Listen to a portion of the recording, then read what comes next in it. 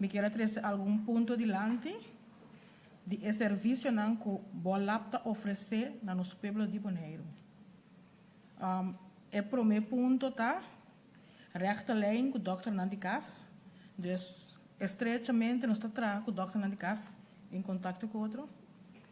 De dois, serviço na veterinário, Dr. de Besta também, dus ora que o Bolap não tem mais quem trabalha assim, se vira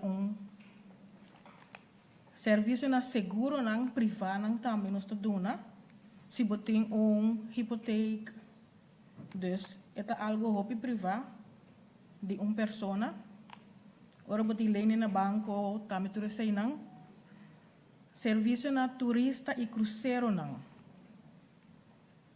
bom lá aí de acudir na cruzeiro não, ora tem passageiro não malo, nós chega de acudir se cana nos mês para assim serviço e ora tá claro para mandar resultado back.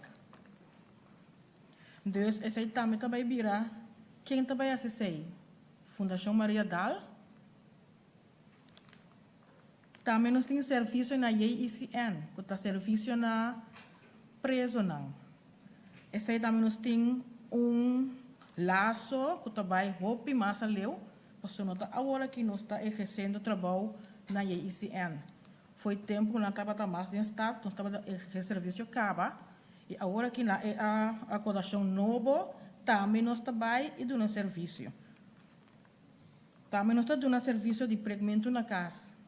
Gente não que não por acudir se conosco. Gente que está na cama dormir que não por lanta, gente roupa malo. Nós trabalhamos casa e nós estamos aqui também. Maria Dal trabalha assim também.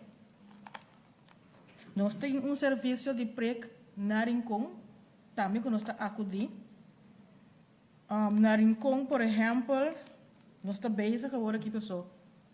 Durante saco, abrir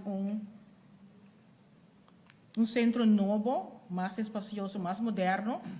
E também nós temos plano acaba com o Dr. Nandikas e Nanang para nós exercer e seguir expandindo os serviços se canang.